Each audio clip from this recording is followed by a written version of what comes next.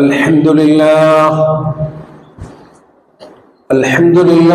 رب العالمين الذي هدانا لهذا وما كنا لنهتدي لولا أن هدانا الله نحمده ونستعينه ونستغفره ونؤمن به ونتوكل عليه ونعوذ بالله من شرور أنفسنا ومن سيئات أعمالنا من يهده الله فلا مضل له ومن يضلل فلا هادي له وأشهد أن لا إله إلا الله وحده لا شريك له وأشهد أن محمدا عبده ورسوله أرسله بالهدى ودين الحق ليظهره على الدين كله ولو كره المشركون اللهم صل على محمد وعلى آل محمد كما صليت على إبراهيم وعلى آل إبراهيم إنك حميد مجيد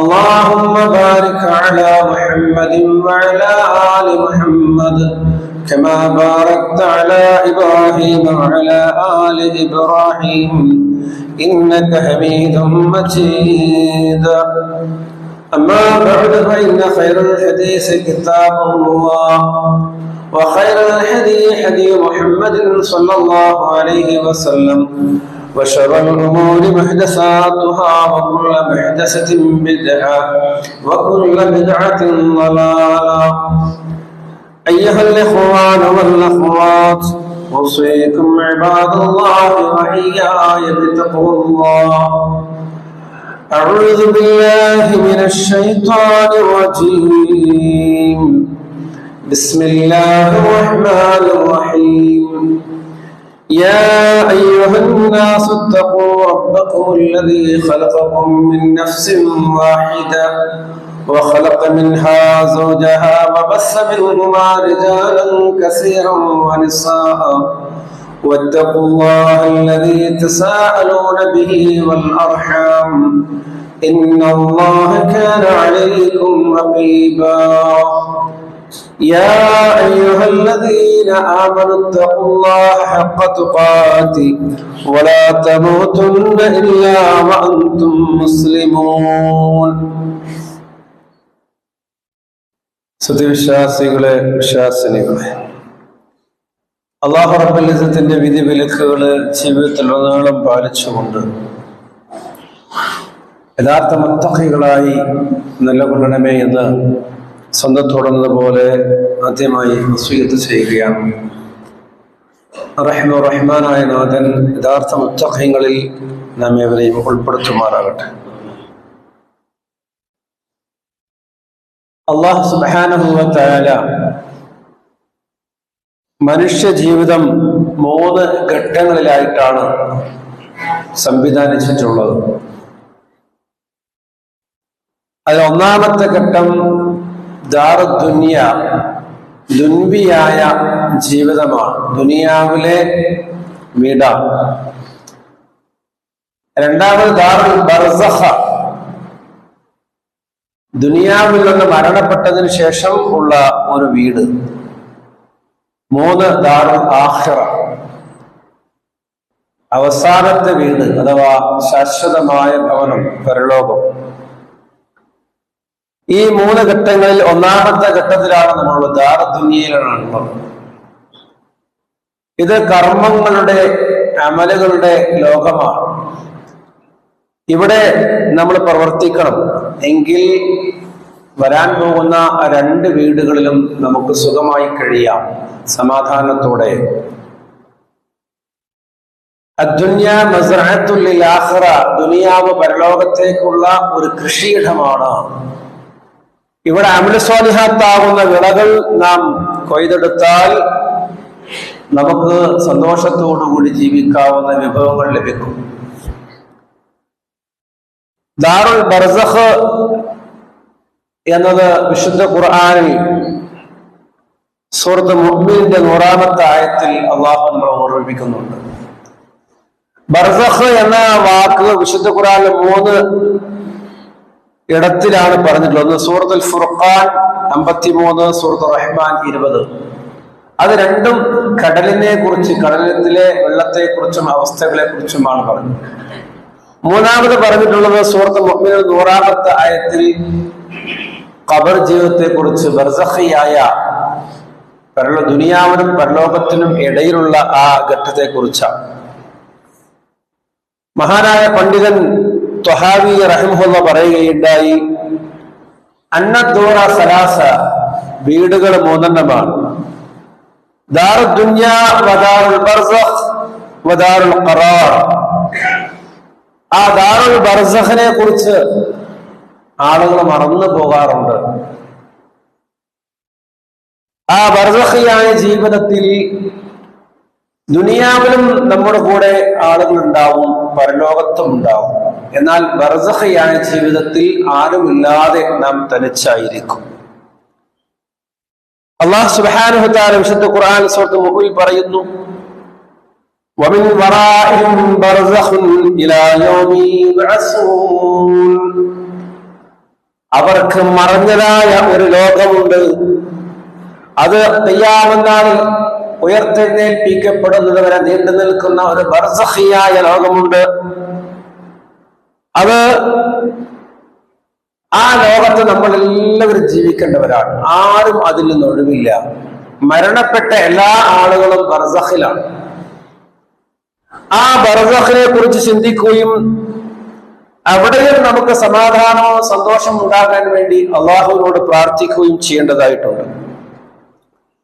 ധാരാളമായി സ്വഹാബത്ത് ധാരാളമായി ചിന്തിക്കുകയും കരയുകയും ചെയ്തിരുന്നു ഖബറിനെ കുറിച്ച്. അത് ഖബർ എന്ന് പറയുമ്പോൾ ഭൂമിയിൽ നാം കുഴിച്ചുണ്ടാക്കുന്ന, നമുക്കറിയാവുന്ന സാധാരണഗതിയിൽ കുഴിച്ചുണ്ടാക്കുന്ന ഒരു കുഴിമാടമാണ് അതിന് ഖബർ എന്ന് പറയുക. എന്നാൽ ബർസഖിയായ ദാറുൽ ബർസഖ് എന്ന് പറഞ്ഞാൽ അത് കത്തിച്ച് വെള്ളത്തിലൊഴുകി കളഞ്ഞാലും, അല്ലെങ്കിൽ കടലിൽ മത്സ്യങ്ങൾ ഭക്ഷിച്ചു പോയാലും, അല്ലെങ്കിൽ ഏതെങ്കിലും തരത്തിൽ എങ്ങനെയെല്ലാം മരണപ്പെടുന്നുവോ അവരുടെ എല്ലാം ശരീരം ഈ പ്രപഞ്ചത്തിലുണ്ട്. അത് ദ്രാവകമായോ വാതകമായോ ഖരമായോ ഏത് രൂപത്തിലാണെങ്കിലും അത് ഈ ലോകത്തുണ്ട്. അതിനെല്ലാം ഒരുമിച്ച് കൂട്ടാനും അതുള്ള സ്ഥലത്ത് അവർക്ക് ആത്മാവിനെ ഇണക്കി കൊടുക്കാനും കഴിയുന്നവനാണ് അല്ലാഹു അലാ കുല്ലി ഷൈഇൻ ഖദീർ. അല്ലാഹു എല്ലാ കാര്യങ്ങൾക്കും കഴിവുള്ളവനാണ് അല്ലാഹു സുബ്ഹാനഹു വ തആല. മഹാനായ ഉസ്മാൻ റളിയല്ലാഹു അൻഹു ഖബർ കാണുമ്പോൾ കരയാറുണ്ടായിരുന്നു എന്നാണ്. അബൂബക്കർ സിദ്ദീഖ് റളിയല്ലാഹു അൻഹു ഖബർ കാണുമ്പോൾ കരയാറുണ്ടായിരുന്നു. റസൂലുള്ളാഹി സ്വല്ലല്ലാഹു അലൈഹി വസല്ലമ ദുനിയാവിൽ തന്നെ സ്വർഗമുണ്ട് എന്ന വാഗ്ദാനം ഉറപ്പു നൽകിയവരാണ് അവരെല്ലാം. അശറത്തുൽ മുബശ്ശിരീൻ, സന്തോഷ വാർത്ത അറിയിക്കപ്പെട്ട 10 ആളുകൾ. അതിൽപ്പെട്ടതാണ് ഈ സ്വഹാബത്തെല്ലാം. മുൻപന്തിയിൽ നിൽക്കുന്നവരാണ്. അബൂബക്കർ റളിയല്ലാഹു അൻഹു മുഅ്മിനീങ്ങളിൽ തന്നെ രണ്ടാമനും സ്വർഗവാസികളിൽ രണ്ടാമനുമാണ് അബൂബക്കർ റളിയല്ലാഹു അൻഹു. ഒന്നാമൻ റസൂലുള്ളാഹി സ്വല്ലല്ലാഹു അലൈഹി വസല്ലം. അതുപോലെ തന്നെ ഉസ്മാൻ ഇബ്നു അഫ്ഫാൻ റളിയല്ലാഹു അൻഹു മൂന്നാമനാണ്. ഉസ്മാൻ ബിൽ ജന്ന എന്ന് അള്ളാഹു റസൂൽ സ്വല്ലല്ലാഹു അലൈഹി വസല്ലം പറഞ്ഞിട്ടുള്ളതാണ്. ആ ഉസ്മാൻ അല്ലാഹുവിനെ ഖബർ കണ്ടാൽ അവിടെ നിന്ന് കരയുമായിരുന്നു, തേങ്ങിക്കരയുമായിരുന്നു. കണ്ണുനീര് താടിരോമത്തിലൂടെ ഇറ്റാറുണ്ടായിരുന്നു. അപ്പോൾ കൂടെ ഉണ്ടായിരുന്ന സഹാബത്ത് ചോദിച്ചു, അല്ലയോ സഹോദര, എന്തിനാണ് ഇങ്ങനെ കരയുന്നത്? ഖബർ കാണുമ്പോ നരകത്തെ കുറിച്ച് ഓർത്തല്ലേ കരയേണ്ടത്? വിചാരണയെ കുറിച്ച് ഓർത്തല്ലേ കരയേണ്ടത്? എന്തിനാണ് ഖബർ കാണുമ്പോൾ ഇങ്ങനെ കരയുന്നത്? ഉസ്മാൻ അല്ലാഹു പറഞ്ഞു, റസൂലുള്ളാഹി സ്വല്ലല്ലാഹു അലൈഹി വസല്ലം പറഞ്ഞിട്ടുണ്ട്, ഇന്നൽ ഖബറ അവ്വലു മനാസിലിൽ ആഖിറ. ഖബർ എന്ന് പറഞ്ഞാൽ അത് പരലോകത്തേക്കുള്ള ഒന്നാമത്തെ ഭവനമാണ്. ഒന്നാമത്തെ ഭവനമാണ് ഖബർ. ഫഇൻ നജാ മിൻഹു, അതല്ലാതെ രക്ഷപ്പെട്ടുവോ, ഫമാ ബഅദഹു ഐസറ മിൻഹു, പിന്നെ അവിടെ നിന്ന് കൊണ്ടുള്ള കാര്യമെല്ലാം അവർക്ക് എളുപ്പമാണ്. വഇല്ലം യൻജു മിൻഹു, അതല്ലാതെ രക്ഷപ്പെട്ടില്ലയോ, ഫമാ ബഅദഹു അശദ്ദ മിൻഹു, പിന്നെ അവിടെ നിന്ന് അങ്ങോട്ടുള്ള കാര്യം വളരെ പ്രയാസം, ഞെരുക്കമുള്ളതാണ്, കഠിനമായിരിക്കും എന്ന് അതുകൊണ്ട് എന്റെ ഖബർ എങ്ങനെയായിരിക്കും എന്നോർത്തുകൊണ്ട് ആ ഖബറിൽ ഞാൻ രക്ഷപ്പെടുമോ എന്നോർത്ത് എനിക്ക് ഭയമാകുന്നു. ആ ഖബറിൽ ഞാൻ തനിച്ചല്ലേ കിടക്കേണ്ടത്? ദുനിയാവിൽ എന്റെ കൂട്ടുകാരൻ, നിങ്ങൾ എന്റെ കൂടെയുണ്ട്, സഹോദരങ്ങളുണ്ട്, കുടുംബമുണ്ട്, നാളെ ആഖിറത്തിൽ ഉണ്ടാവും. പക്ഷേ ഈ ഖബറിൽ ഞാൻ തനിച്ചായിരിക്കുമല്ലോ. എന്തായിരിക്കും എന്റെ ഖബറിന്റെ അവസ്ഥ? ഇത് ഓർക്കുന്നതും പറയുന്നതും കരയുന്നതുമാരാണ് സ്വർഗമുണ്ട് എന്ന് ദുനിയാവിൽ നിന്ന് അള്ളാഹുവിന്റെ റസൂൽ സല്ലല്ലാഹു അലൈഹി വസല്ലം വാക്ക് കൊടുത്ത ഉസ്മാൻ ഇബ്നു അഫ്ഫാൻ റളിയല്ലാഹു അൻഹു ആണ്. ഖബറിനെ കുറിച്ചൊന്ന് ഓർത്താൽ നെഞ്ച് ഇടറിപ്പോകും. അത് ചെറിയ ഒരു കാര്യമല്ല ഖബർ എന്ന് പറയുന്നത്. അതുകൊണ്ട് തന്നെ ഖബറിടത്തിൽ ചെന്നു കഴിഞ്ഞാൽ ആ ഖബറിന്റെ അദാബിനെ കുറിച്ച്, ഖബറിലെ ചോദ്യത്തെ കുറിച്ച്, ഖബറിന്റെ ഞെരുക്കത്തെ കുറിച്ച് ഓർത്തുകൊണ്ട് തലകുനിച്ച് പ്രാർത്ഥനയോടെ കഴിയുമെങ്കിൽ കണ്ണീരോടുകൂടിയാണ് നിൽക്കേണ്ടത്. പക്ഷെ ആളുകൾക്ക് അവിടെ ചെന്നാലും നാട്ടുവർത്തമാനങ്ങളും തമാശകളും അല്ലെ ഫോൺ വിളികളും വർത്തമാനങ്ങളും ഒക്കെ ആയിരിക്കും അവിടെ ഉണ്ടാവുക. ഖബറ്, ആ ഖബറിന്റെ അടുത്തേക്ക് നിൽക്കുകയും മറമാടങ്ങളൊക്കെ ശ്രദ്ധിച്ച് കാണുകയും അതിനുശേഷം അവിടെ തസ്ബീഹ് ചൊല്ലുകയും അവർക്ക് വേണ്ടി പ്രാർത്ഥിക്കുകയും ചെയ്യണം. കാരണം ഖബർ എന്ന് പറയുന്നത് വലിയൊരു പരീക്ഷണമാണ്. അല്ലാഹുവിന്റെ റസൂൽ സല്ലല്ലാഹു അലൈഹി വസല്ലം പറയുകയുണ്ടായി, ഖബർ കണ്ടാൽ നിങ്ങൾക്ക് നിങ്ങളുടെ മരണം ഓർമ്മ വരും. ഖബർ കണ്ടാൽ ഫസൂറുഹാ ഫഇന്നഹാ തുദക്കറുകുൽ മൗത്ത്, നിങ്ങളത് ധാരാളമായി സന്ദർശിക്കുക, ഖബറിൽ സിയാറത്ത് ചെയ്യുക. ഫഇന്നഹാ തുദക്കറുകുൽ മൗത്ത്, അത് നിങ്ങൾക്ക് മരണത്തെ ഓർമ്മപ്പെടുത്തും. മരണത്തെ നിങ്ങൾക്ക് ഓർമ്മപ്പെടുത്തും. അതിനാണ് ഖബർ കാണേണ്ടത്, ഖബർ സന്ദർശിക്കേണ്ടത്. മാത്രമല്ല ആ ഖബറാളികൾക്ക് വേണ്ടി പ്രാർത്ഥിക്കുക. ഖബറാളികളോട് പ്രാർത്ഥിക്കുകയല്ല, ഖബറാളികൾക്ക് വേണ്ടി പ്രാർത്ഥിക്കുക. അതാണ്, അതിനു വേണ്ടിയാണ്. രണ്ട് വിഷയങ്ങൾക്കാണ് ഖബർ സിയാറത്ത്. ഒന്ന്, ഖബറിൽ കിടക്കുന്നവരുടെ പാപമോചനത്തിന് വേണ്ടി പ്രാർത്ഥിക്കാനും, മറ്റൊന്ന് നിങ്ങളുടെ മരണം നിങ്ങൾക്ക് ഓർമ്മ വരാനും വേണ്ടിയാണ് നിങ്ങൾ ഖബർ സന്ദർശിക്കേണ്ടത് എന്ന് അള്ളാഹുവിന്റെ റസൂൽ നമ്മൾ ഓർമ്മപ്പെടുത്തുകയാണ്. ഇപ്പൊ ആളുകൾക്ക് ഖബറുകളിൽ ധാരാളം ബിദ്അത്ത് നടക്കുന്നുണ്ട്. അതായത് ഖബറിൽ ചെന്നുകൊണ്ട് ആളുകൾ ബിദ്അത്ത് ചെയ്യുന്നു, അവരോട് ഇങ്ങോട്ടൊക്കെ ചോദിക്കുന്നു, പ്രാർത്ഥിക്കുന്നു ഒക്കെ ചെയ്യുന്നു. അത് പറയുന്നത് കാരണം ചില ആളുകൾ വിചാരിച്ചു ഖബറിൽ പോകല് ബിദ്അത്താണെന്നാണ്. ഖബർ സിയാറത്ത് ബിദ്അത്താണ്, അല്ലെങ്കിൽ അത് വേണ്ടതില്ല എന്നുള്ള മനസ്സിലാക്കിയിട്ടുണ്ടോ എന്ന് തോന്നിപ്പോവുക. ആളുകൾ ഖബർ സിയാറത്ത് കുറച്ചിരിക്കുകയാണ്. ഖബർ സിയാറത്ത് ചെയ്യണം. നിങ്ങൾ നിങ്ങളുടെ മക്കളെയും പേരമക്കളെയും ഒക്കെ കൂട്ടിപ്പോകണം, അവരെ പഠിപ്പിക്കണം ഖബർ സിയാറത്ത്, അവർക്ക് ശീലമുണ്ടാക്കണം. എങ്കിലേ നിങ്ങൾ മരിച്ചാലും നിങ്ങളുടെ ഖബറിനരികിൽ അവർ വരികയും പ്രാർത്ഥിക്കുകയും ചെയ്യുകയുള്ളൂ. അല്ലെ? ഖബർ സിയാറത്തിൽ അവിടെ ചെന്നാൽ അസ്സലാമു അലൈക്കും അഹ്ല ദിയാരിൽ മുഅ്മിനീൻ വഇന്നാ ഇൻഷാ അല്ലാഹു ലനാ ബികും ലാഹിഖൂൻ. ഓ ഖബറാളികളെ, നിങ്ങൾക്ക് അല്ലാഹുവിന്റെ സലാം ഉണ്ടാകട്ടെ, രക്ഷയുണ്ടാവട്ടെ. അല്ലാഹു ഉദ്ദേശിക്കുന്ന ഒരു സമയത്ത് ഞാനും നിങ്ങളുടെ കൂടെ വന്ന് ചേരുന്നതാണ് എന്ന് സലാം പറയണം. ആ സലാം പറയുന്നത് അവർക്കുള്ള പ്രാർത്ഥനയാണ്. അവർ തിരിച്ച് മറുപടി ഒന്നും പറയൂല, അത് അല്ലാഹുവിനോട് അവർക്കുള്ള പ്രാർത്ഥനയാണ്. എന്ന് പറയുമ്പോ ഞാനും മരിക്കേണ്ടവനാണെന്ന് ഓർമ്മപ്പെടുത്തലാണ് അവിടെ നൽകുന്നത് അല്ലാഹു. അങ്ങനെ അവിടെ നിന്നുകൊണ്ട് അവർക്ക് വേണ്ടി പ്രാർത്ഥിക്കണം. ഖബറിസ്ഥാനിലെ യാസീനത്തും ഫാത്തിഹത്തും ഇല്ല. ആളുകള് സാധാരണ എന്തെങ്കിലൊക്കെ ചെല്ലണ്ടേ പറയണ്ടെന്ന് ചിന്തിക്കുന്നു. ഖബറിൽ പോകുമ്പോ ഉസ്താദിനെ കൂട്ടി പോവുക. എന്നിട്ട് ഉസ്താദ് അവിടെ അൽ ഫാത്തിഹ പിന്നെ ഒരു യാസീന്, കയ്യിലുള്ള പണത്തിനനുസരിച്ചിട്ട് യാസീൻ വേണോ ഫാത്തിഹ വേണോ ചോദിക്കും. യാസീനാണെങ്കിൽ ചാർജ് വേറെ, ഫാത്തിഹ വേണം ചാർജ് വേറെ, അല്ലെ? അങ്ങനെ യാസീനും ഫാത്തിഹയും ഓതില്ല. റസൂൽ സല്ലല്ലാഹു അലൈഹി വസല്ലം പറഞ്ഞു, നിങ്ങൾ നിങ്ങളുടെ വീടുകളിൽ ഖുർആൻ ഓതുക, അത് ഖബറിസ്ഥാൻ ആക്കരുത് എന്ന്. അതിനർത്ഥം എന്താ? ഖബറിസ്ഥാനിൽ ഖുർആൻ ഓതരുത് എന്നാണ്. ഖബറിസ്ഥാനിൽ ഖുർആൻ ഓത്തില്ല, അതുകൊണ്ട് വീട്ടിൽ ഖുർആൻ ഓതണം എന്നാ. അപ്പോൾ ഖബറിൽ ചെന്നുകൊണ്ട് യാസീനും ഫാത്തിഹയും ഖുർആൻ ഓതലൊന്നുമില്ല. അല്ലെങ്കിൽ ആരെങ്കിലും ഒരാളിങ്ങനെ ദുആ ചെയ്തിട്ട് മറ്റൊരിങ്ങനെ ആമീൻ പറയുന്ന ഒരു പരിപാടിയില്ല. അല്ലാഹുവിന്റെ റസൂൽ സല്ലല്ലാഹു അലൈഹി വസല്ലമയാണല്ലോ ദുനിയാവിൽ ജീവിച്ച ഏറ്റവും വലിയ ആലിമും അതുപോലെ ഏറ്റവും മഹത്തായ മുത്തഖിയായ മനുഷ്യനും. സ്വഹാബത്തുൽ കിറാം ഒരിക്കലും അവരുടെ മാതാപിതാക്കളോ ഇഷ്ടജനങ്ങളോ മരിച്ചിടത്ത് അല്ലാഹുവിന്റെ റസൂലിനെ വിളിച്ചു കൊണ്ടുപോയി റസൂലിനെ ദുആ ചെയ്യുകയും എന്നിട്ട് സ്വഹാബത്ത് ആമീൻ പറയുകയും ചെയ്യുന്ന ഒരൊറ്റ ഹദീസും ഇല്ല. ഒരൊറ്റ സംഭവം റിപ്പോർട്ട് ചെയ്യപ്പെട്ടില്ല, അങ്ങനെ സംഗതി ഉണ്ടായിട്ടില്ല.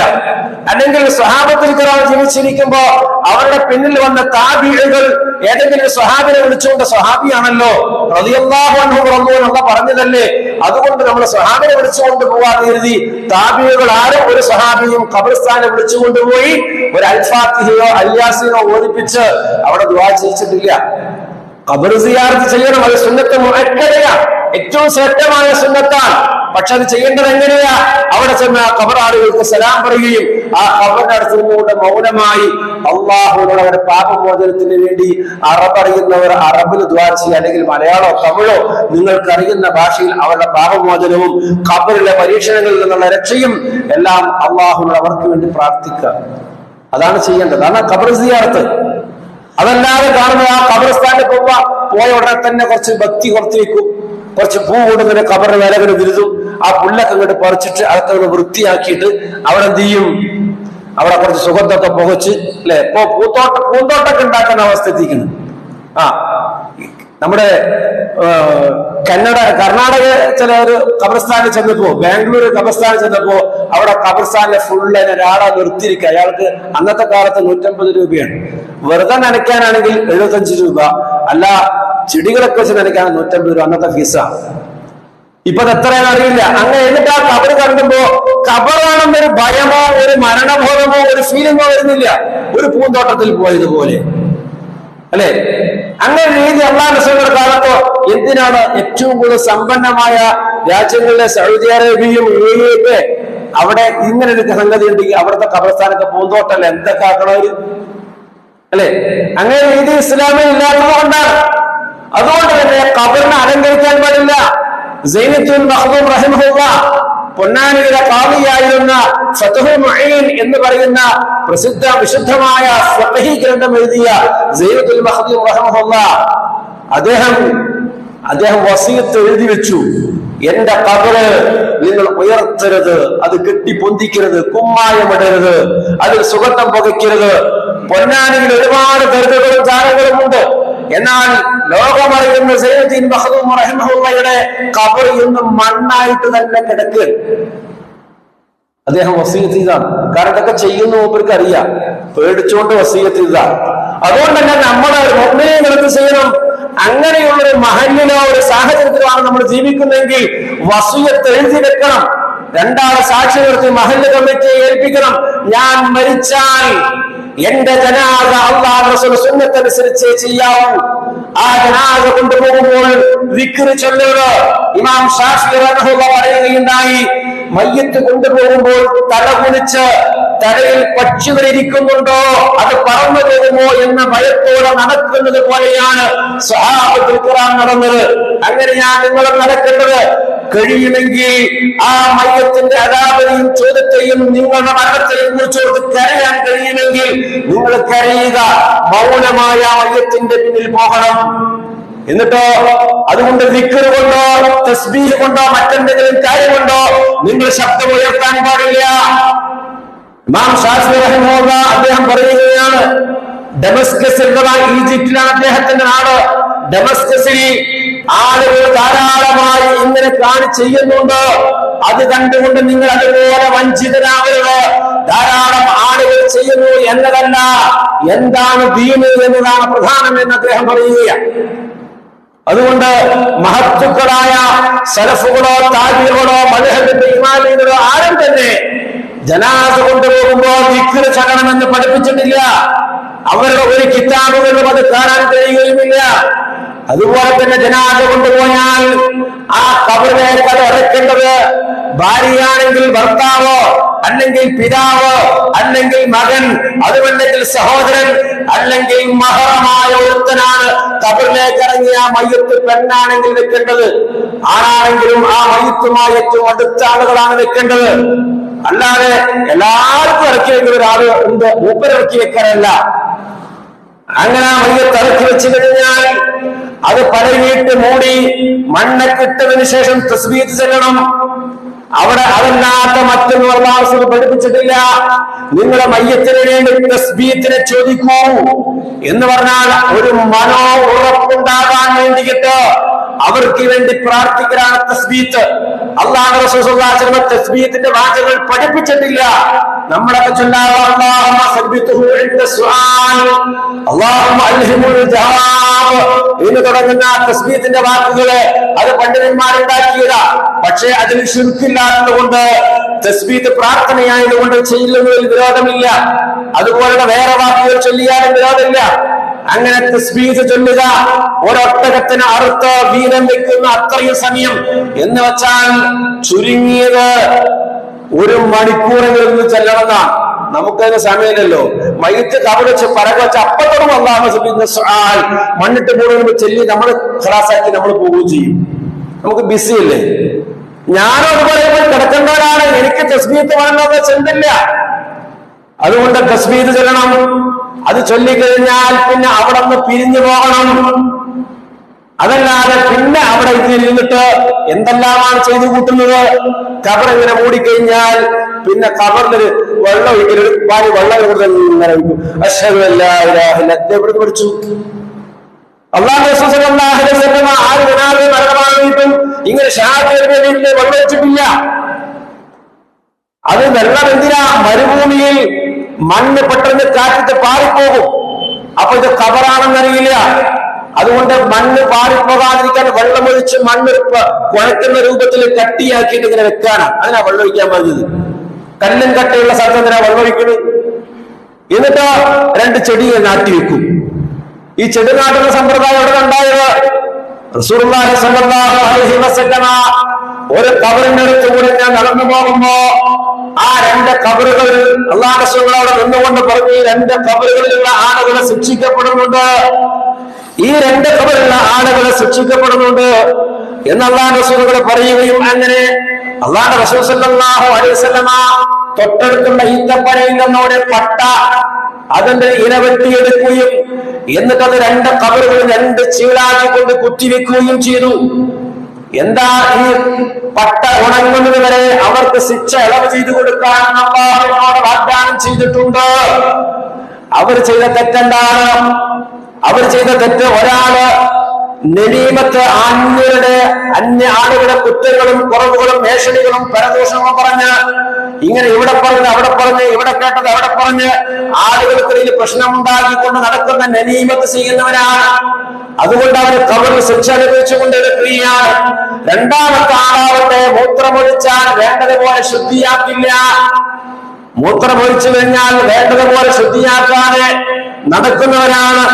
ഈ 2 തെറ്റുകൾ ചെയ്തവർക്കാണ് ഖബറിൽ ശിക്ഷ. അപ്പോൾ ഖബറിൽ ശിക്ഷ കിട്ടാൻ ആരും കൊല്ലേണ്ട ആവശ്യമില്ല, വ്യഭിചരിക്കേണ്ട ആവശ്യമില്ല. ഈ ചെറിയ തെറ്റുകൾക്ക് പോലും എന്തുണ്ട്? തൗബ ചെയ്യാതെ മരിച്ചാൽ. കാരണം ഒരാൾ ശരിക്ക് മൂത്രിച്ചിട്ട് വൃത്തിയാക്കിയിട്ടില്ല, എന്താ ഉണ്ടാവുക? അയാളുടെ നിസ്കാരം ശരിയാവില്ല, ഇബാദത്തുകൾ ശരിയാവില്ല, ഒക്കെ ബാത്തിലായി പോകും. അതുകൊണ്ട് തന്നെ അയാൾക്ക് ശിക്ഷയുണ്ട്. അപ്പോൾ ആ ശിക്ഷ ഇളവ് ചെയ്തു കൊടുക്കാൻ വേണ്ടിയാണ് അല്ലാഹു റസൂൽ സല്ലല്ലാഹു അലൈഹി വസല്ലം ഈത്തപ്പനയുടെ ഓലയാണ്, മുളച്ചു വരുന്ന ചെടിയല്ല. ഇന്ന് ആളുകൾ തേക്കും മരവും അതുപോലെ മരങ്ങളൊക്കെ വെക്കുക. എന്നാ പുറകാല ആ മരവിനെ അവച്ച് നിൽക്കുമ്പോൾ കബറിന് ശിക്ഷിക്കൂലാണ്. അപ്പൊ പിന്നെ എന്ത് കുരുത്തക്കടം ചെയ്യാൻ തേക്ക് മരം വെച്ചാൽ മതി, കബറിന് ശിക്ഷിക്കുകയില്ലല്ലോ ആ മരമുള്ളിടത്തോളം കാലം. അതൊക്കെ വിട്ടുതരേണ്ടതാ.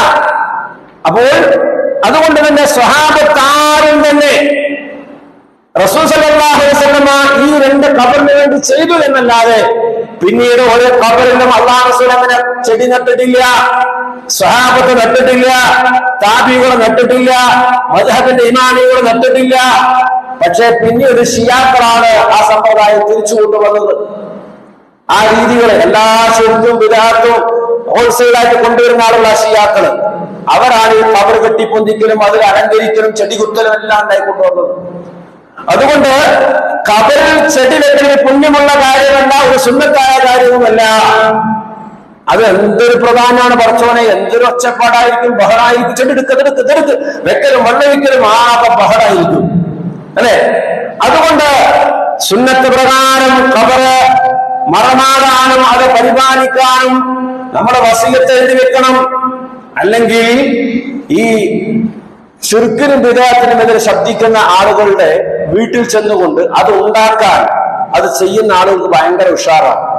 ഒരാൾ തൗഹീദിന്റെ സുന്നത്തിന് വേണ്ടി ജീവിക്കുന്നുണ്ടെങ്കിൽ അയാൾ മരിച്ചു കഴിഞ്ഞാൽ, കുടുംബക്കാരെ മരിച്ചു കഴിഞ്ഞാൽ, ഇത് അവിടെ പോയി ആ ബിദ്അത്തും ശിർക്കും ഉണ്ടാക്കാൻ വേണ്ടിയിട്ട് ഈ ബിദ്അഈകൾക്കും ഒക്കെ ഭയങ്കര ഉഷാറായിരിക്കും.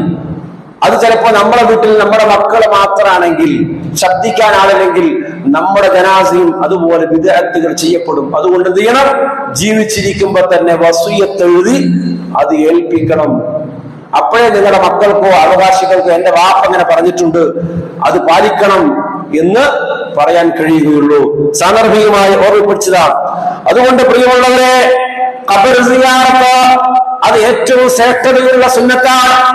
ഖബർ സിയാറത്ത് ചെയ്യണം. അത് നിങ്ങളുടെ മക്കളെയും പേരക്കുട്ടികളെയും പഠിപ്പിക്കണം. സുന്നത്തായ മുറ അതിലെന്താണ് എന്ന് അവർക്ക് മനസ്സിലാക്കി കൊടുക്കണം. അങ്ങനെ ആ ഖബർ സിയാറത്ത് ചെയ്താൽ മരണത്തെ കുറിച്ച് ഓർമ്മ വരും.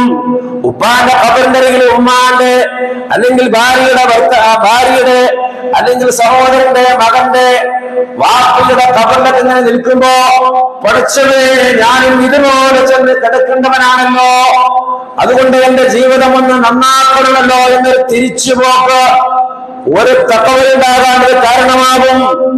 അതുകൊണ്ട് തന്നെ പ്രിയമുള്ള സഹോദരന്മാരെ, നമ്മുടെ ചിന്തക്കപ്പുറത്താണ് ഖബറെന്ന് പറയുന്നത്.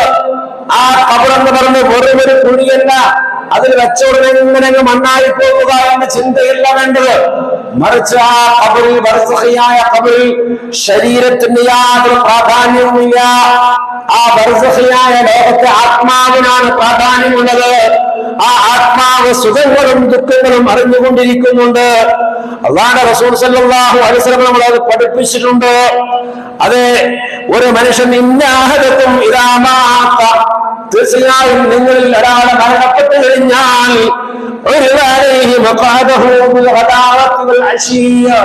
രാവിലെയും വൈകുന്നേരവും നിങ്ങൾക്കുള്ള ഇരിപ്പിടം, നിങ്ങളുടെ സ്ഥാനം നിങ്ങൾക്ക് കാണിച്ചു തരുന്നതാണ്. നിങ്ങൾ സ്വർഗവാസികളാണെങ്കിൽ ആ സ്വർഗത്തിൽ നിങ്ങൾക്ക് ലഭിക്കാൻ പോകുന്ന സ്ഥാനം നിങ്ങൾക്ക് ഇങ്ങനെ രാവിലെ കാണിച്ചു തരും.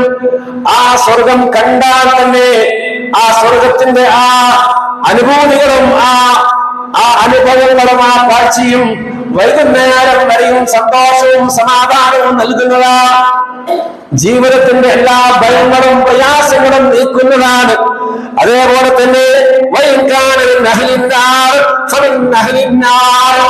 നരകവാസികൾ ആരാണോ അവർക്ക് നരകത്തിൽ നിന്നുള്ള ഇരിപ്പിടവും കാണിച്ചു കൊടുക്കും.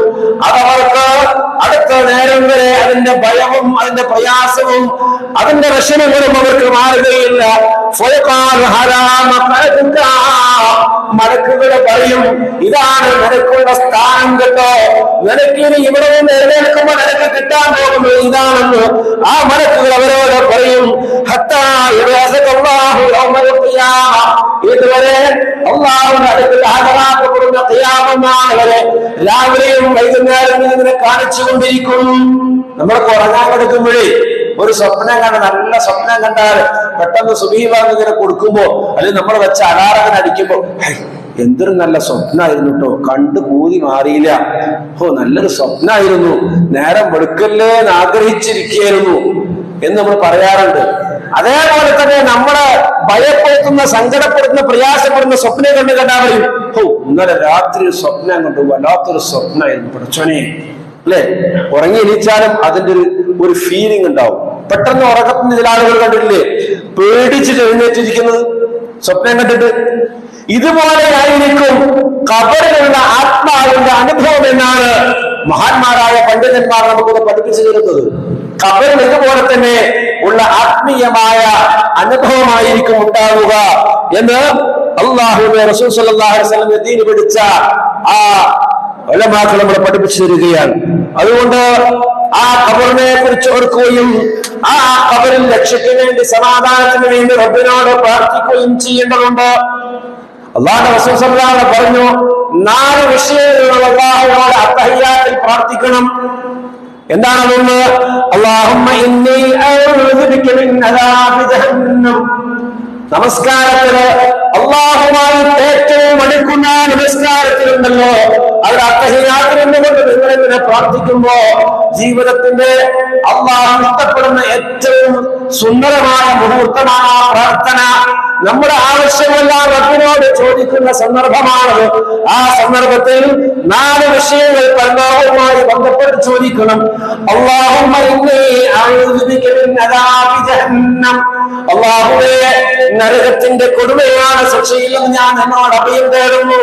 വമിൻ അദാബിൽ ഖബർ, അല്ലാഹുവേ ഖബറിലെ ശിക്ഷയിൽ നിന്ന് ഞാൻ നിന്നോട് അഭയം തേടുന്നു. വമിൻ ഫിത്നത്തിൽ മഹിയാ വൽ മമാത്, അല്ലാഹുവേ ജീവിതത്തിലെയും മരണത്തിലെയും ആ പരീക്ഷണങ്ങളിൽ നിന്ന്, ആ ശൈത്താന്റെ ഫിത്നയിൽ നിന്ന് ഞാൻ നിന്നോട് അഭയം തേടുന്നു. വമിൻ ശർരി ഫിത്നത്തിൽ മസീഹി ദജ്ജാൽ, ആ ദജ്ജാലിന്റെ ആ ഫിത്നയിൽ കുഴപ്പത്തിൽ നിന്നും ഞാൻ നിന്നോട് അഭയം തേടുന്നു എന്ന് 4 കാര്യങ്ങൾ നിങ്ങൾ അത്തഹിയ്യാത്തിൽ പ്രാർത്ഥിക്കണമെന്ന് അല്ലാഹുവിന്റെ റസൂൽ സല്ലല്ലാഹു അലൈഹി വസല്ലമ നമ്മളെ പഠിപ്പിച്ചിട്ടുണ്ട്. അതുകൊണ്ട് അത് സത്യമാണ്. ഖബറിലെ ശിക്ഷയും ചോദ്യവുമെല്ലാം എന്ന ഉറപ്പ് നമുക്കുണ്ടാവുകയും ഞാൻ മരിച്ചാൽ അടുത്ത നിമിഷം ഖബറിൽ പോകേണ്ടവനാണ് എന്ന ഒരു ചിന്തയോടുകൂടി ജീവിക്കുകയും ചെയ്യുക. അല്ലാഹു സുബ്ഹാനഹു വ തആല നമുക്ക് മരണബോധമുള്ള അതിനുവേണ്ടി സംസ്കരിക്കപ്പെടുന്ന ആ മുത്തഖീങ്ങൾ നമ്മൾ ഉൾപ്പെടുത്തുമാറാകട്ടെ. ഇന്നൽ ഹംദലില്ലാഹ് كثيرا طيبا مباركا فيه يحب ربنا ويرضى وصلى الله وسلم على نبينا محمد وآله يا أيها الذين آمنوا اتقوا الله حق تقاته ولا تموتن إلا وأنتم مسلمون. സത്യവിശ്വാസികളെ, യഥാർത്ഥ രൂപത്തിൽ അല്ലാഹുവിനെ സൂക്ഷിക്കുകയും പരിപൂർണ മുസ്ലിമായി കൊണ്ട് മാത്രം ഈ ലോകത്തിൽ നിന്ന് വിടകൊള്ളുകയും ചെയ്യണമേ എന്ന് ഒരിക്കൽ കൂടി സ്വന്തത്തോടുന്നതുപോലെ വസിയത്ത് ചെയ്യുകയാണ്. അള്ളാഹു നമ്മെ തുണയ്ക്കുമാറാകട്ടെ. നമ്മൾ ചർച്ച ചെയ്ത് വന്ന ഖബർ, ആ ഖബറിൽ നമ്മളെല്ലാവരും പോകേണ്ടവരാണ്. അതിന് ബർസഖിയായ ഒരു മറഞ്ഞ ലോകത്തെ ജീവിതം എന്നാണ് പറയുക. അവിടെ സ്വർഗവാസികൾക്ക് സ്വർഗവും നരകവാസികളും നരകവും കാണിക്കപ്പെടുകയും മലക്കുകളുടെ ചോദ്യം ഉണ്ടാവുകയും ചെയ്യും. മലക്കുകളുടെ ചോദ്യം കഴിഞ്ഞാൽ നമ്മുടെ അമൽ സ്വാലിഹാത്ത് ഏറ്റവും നല്ല ഒരു മനുഷ്യരൂപത്തിൽ ഖബറിലേക്ക് കടന്നു വരികയും അങ്ങനെ സലാം പറയുകയും എന്നെ നിനക്കറിയുമോ എന്ന് ചോദിക്കുകയും ചെയ്യുമെന്ന് അള്ളാഹുവിന്റെ റസൂൽ പഠിപ്പിക്കുക. അപ്പൊ ഖബറിൽ ആരെ തുണണ്ട് ആരെ തുണണ്ടാവുക? നമ്മുടെ അമൽ സ്വാലിഹാത്ത്. അതിന് മനുഷ്യരൂപത്തിൽ ഖബറിലേക്ക് കയറി വരികയും എന്നിട്ട് നീ ചെയ്ത അമലുകളാണ്, സൽക്കർമ്മങ്ങളാണ്, അന്ത്യനാൾ വരെയും ഞാൻ നിന്റെ കൂടെയുണ്ട് എന്ന് സമാധാനിപ്പിച്ചുകൊണ്ട് ആ ഖബറിൽ അവനോടൊപ്പം ഉണ്ടാവുകയും ചെയ്യുമെന്ന് അള്ളാഹുവിന്റെ റസൂൽ സല്ലല്ലാഹു അലൈഹി വസല്ലം പഠിപ്പിക്കുക. അതുപോലെ തന്നെ പാപികൾക്ക് ഏറ്റവും ഭീകരമായ ദുർഗന്ധമുള്ള ഭയപ്പെടുത്തുന്ന ഒരു മനുഷ്യരൂപം ആ ഖബറിലേക്ക് കടന്നു വന്ന് നീ ചെയ്ത തിന്മകളാണ് എന്ന് പറഞ്ഞ് ഞാൻ നിന്റെ കൂടെ ഉണ്ടോ അന്ത്യനാൾ വരെ എന്ന് പറഞ്ഞ് അവനെ ഭയപ്പെടുത്തി അലോസരപ്പെടുത്തിക്കൊണ്ട് ഖബറിൽ ഉണ്ടാകുമെന്നും അള്ളാഹുവിന്റെ റസൂൽ സല്ലല്ലാഹു അലൈഹി വസല്ലം പഠിപ്പിച്ചതായി ഇമാം അഹ്മദ് റഹിമഹുല്ലാഹ് റിപ്പോർട്ട് ചെയ്യുന്ന ഒരു ഹദീസിൽ നമുക്ക് കാണാൻ കഴിയും. അതുപോലെ തന്നെ മയ്യത്ത് ഖബറിൽ വെച്ച് കഴിഞ്ഞാൽ ആ ഖബറിനൊരു ഞെരുക്കമുണ്ട്. അത് വല്ലാത്ത പ്രയാസമുള്ള ഒരവസ്ഥയായിട്ട് അള്ളാഹു റസൂൽ പഠിപ്പിക്കുകയാണ്. എല്ലാവരെയും, അത് മുഅ്മിനാവട്ടെ, കാഫിറാകട്ടെ, മുനാഫിക്കാകട്ടെ, ആരായാലും ഖബറിൽ വെച്ച് കഴിഞ്ഞാൽ ആ ഖബർ ആ മനുഷ്യനെ ഒന്ന് ഞെരുക്കി വിടും എന്ന് റസൂൽ സല്ലല്ലാഹു പഠിപ്പിക്കുക. ആയിഷ റളിയല്ലാഹു പറയുകയാണ്, ഇന്നലിൽ ഖബ്രി അല്ലാഹുത്ത, തീർച്ചയായും ഖബറിനൊരു ഇടുക്കലുണ്ട്. ലൗ കാന അഹദുൻ നാജിയം മിൻഹാ, അതിന്റെ ഞെരുക്കത്തിൽ നിന്ന് ആരെങ്കിലും രക്ഷപ്പെടുമായിരുന്നുവെങ്കിൽ നജാ സഅദ് ഇബ്നു മുആദ്, അല്ലാഹു ഏറ്റവും പ്രിയപ്പെട്ട സഅദ് ഇബ്നു മുആദ് റളിയല്ലാഹു അൻഹു മരണപ്പെട്ടപ്പോൾ ആയിരക്കണക്കിന് മലക്കുകൾ ഭൂമിയിലേക്ക് ഇറങ്ങി വന്ന ആ സഅദ് ഇബ്നു മുആദ് റളിയല്ലാഹു അൻഹുവിനെ ഖബറിൽ വെച്ചപ്പോഴും ആ ഖബറൊന്ന് ഞെരുക്കുകയുണ്ടായി. അതുകൊണ്ട് ഒരാളെയും ആ ഖബർ വെറുതെ വിടുകയില്ല. എന്നാൽ മുഅ്മിനീങ്ങൾക്ക് അത് ഒരു ഞെരുക്കവും പിന്നീട് അത് വിശാലമാകുമെന്നും എന്നാൽ പാപികൾക്ക് അത് ഞെരുക്കിക്കൊണ്ടേ ഇരിക്കുമെന്നും അള്ളാഹുവിന്റെ റസൂൽ പഠിപ്പിക്കുകയാണ്. അതുകൊണ്ട് ആ ഖബറിന്റെ ഞെരുക്കത്തിൽ നിന്ന് അള്ളാഹു നമ്മെ കാത്തുരക്ഷിക്കുമാറാകട്ടെ. ഖബറിന്റെ പരീക്ഷണം അള്ളാഹു നമ്മളെ കാത്തുരക്ഷിക്കുമാറാകട്ടെ. ആ ഖബർ പ്രകാശമാവും, അത് സ്വർഗീയ പരിമളവും നിറഞ്ഞതായിരിക്കും മുഅ്മിനീങ്ങൾക്കെന്ന് അള്ളാഹു അത് നമ്മുടെ ഖബറിനെ അങ്ങനെ മാറ്റുമാറാകട്ടെ. നമ്മിൽ നിന്ന് ധാരാളം നമ്മുടെ മാതാപിതാക്കളും കുടുംബാദികളും വിട പറഞ്ഞ ഖബറുകളിൽ നിന്ന് അല്ലാഹുവേ അവരുടെ ഖബറുകളെ നീ പ്രകാശമുള്ളതും സൗരഭ്യമുള്ളതുമാക്കണേ റഹ്മാനെ, വിശാലമാക്കണേ നാഥ.